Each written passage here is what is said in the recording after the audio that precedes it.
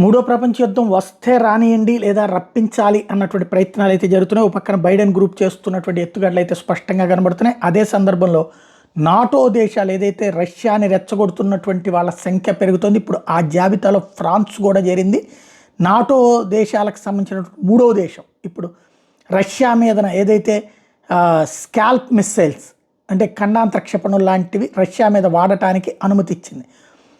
There are no red lines అంటూ Paris ప్రకటించింది. అంటే ఇప్పటికే ఖండాంతర క్షిపణుల్ని ఉక్రెయిన్కి ఇచ్చారు అందరూ కూడా, కానీ మేము చెప్పేదాకా వాడద్దన్నారు. ఎందుకని రష్యా అది తన దేశం మీదకి ఏ దేశానికి సంబంధించినటువంటి మిస్సైల్స్ వస్తాయో ఆ దేశం ప్రత్యక్షంగా నాతో యుద్ధం చేస్తున్నట్టు భావిస్తాను, వాళ్ళతో యుద్ధం చేసే హక్కు నా చేతుల్లో ఉంది అంటూ అట్లా యుద్ధానికి అణ్వాయుధాలు వాడాలన్నటువంటి ఇంతకుముందే తీర్మానించినటువంటి నేపథ్యంలో ఇదంతా జరిగింది. అయితే అలాంటి వాటిని లెక్క చేయకుండా క్రమంగా ఫ్రాన్స్ ఈ ఆదేశాలు ఇవ్వడం అన్నటువంటిది సంచలనం సృష్టిస్తోంది.